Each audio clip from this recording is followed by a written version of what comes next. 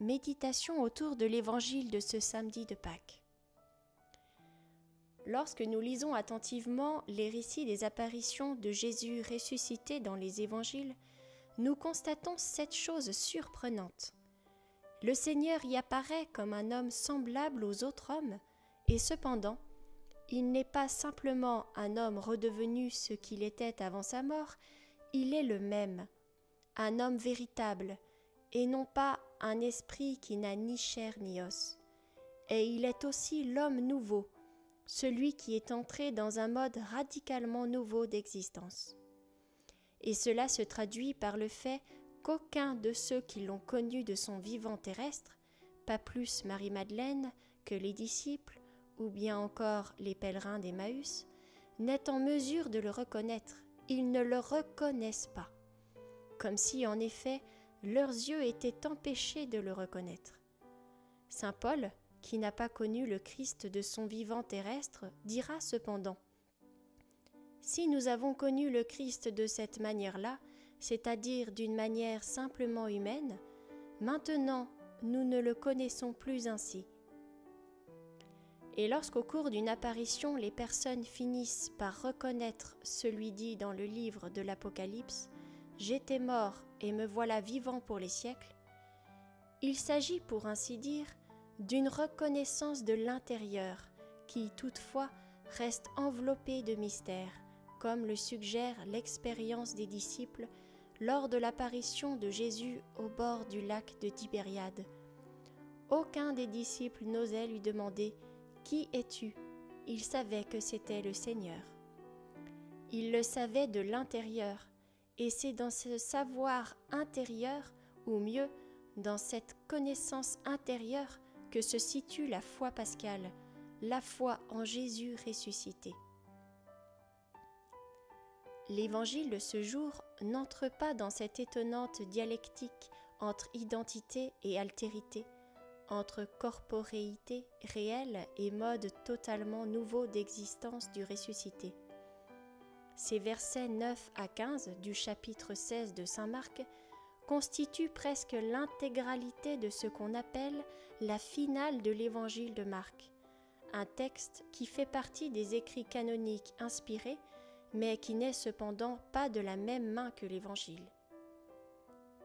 Après un résumé un peu maladroit des apparitions du ressuscité à Marie-Madeleine et aux pèlerins d'Emmaüs, avec chaque fois une lourde insistance sur le refus de croire de ceux qui avaient vécu avec lui, le texte rapporte tout d'abord que Jésus se manifesta aux 11 eux-mêmes pendant qu'ils étaient à table, et qu'il leur reprocha leur manque de foi et la dureté de leur cœur parce qu'ils n'avaient pas cru ceux qui l'avaient contemplé ressuscité.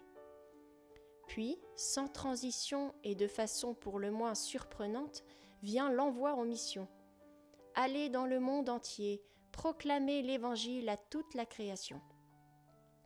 Manque de foi et dureté de cœur, voilà résumé en deux expressions les vifs reproches adressés par le Seigneur aux 11, à ceux qu'il avait lui-même choisis, pour qu'ils soient avec lui et pour les envoyer proclamer la bonne nouvelle.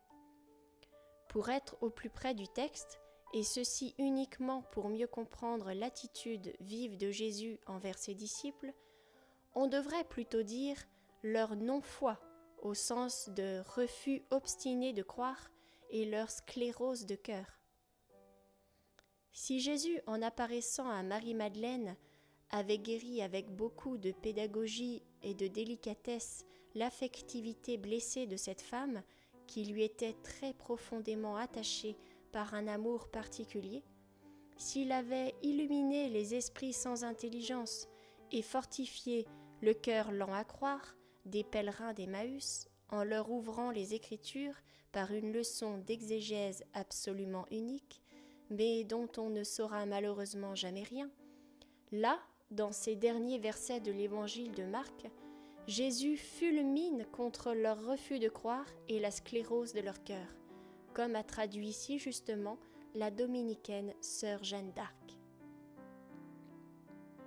Dans les autres évangiles, lors de ces apparitions, Jésus n'adresse aucun reproche direct aux 11. Alors pourquoi ce contraste saisissant avec l'évangile de Marc ? Il existe dans cet évangile un véritable problème des disciples de Jésus.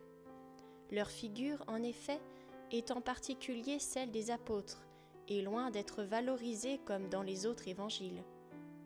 Tout en posant des actes d'obéissance et d'attachement à Jésus, et tout en l'ayant reconnu comme le Messie, les disciples n'expriment jamais clairement la foi chrétienne. Chaque fois qu'à leur sujet il est question de foi, c'est pour faire remarquer qu'ils ne croient pas encore. Par ailleurs, ils ne manifestent aucun sentiment d'affection envers Jésus. Même quand il fait d'eux sa nouvelle famille, ils restent bouche cousue. On peut seulement noter leur tristesse lors de l'annonce de la trahison, les pleurs de Pierre après son triple reniement, et de tout le groupe avant l'apparition. C'est au point où l'on peut légitimement se demander : Jésus n'a-t-il suscité chez eux aucun enthousiasme, aucune relation fondée sur la foi et la confiance, et si peu d'attachement affectueux ?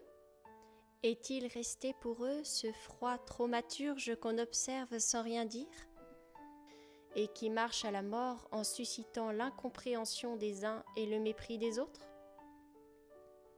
Le véritable secret de l'évangile de Marc, c'est le mystère de la foi des disciples, ou plutôt le mystère de leur non-foi.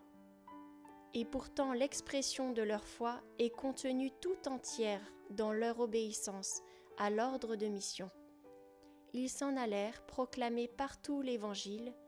Le Seigneur travaillait avec eux et confirmait la parole par les signes qui l'accompagnaient.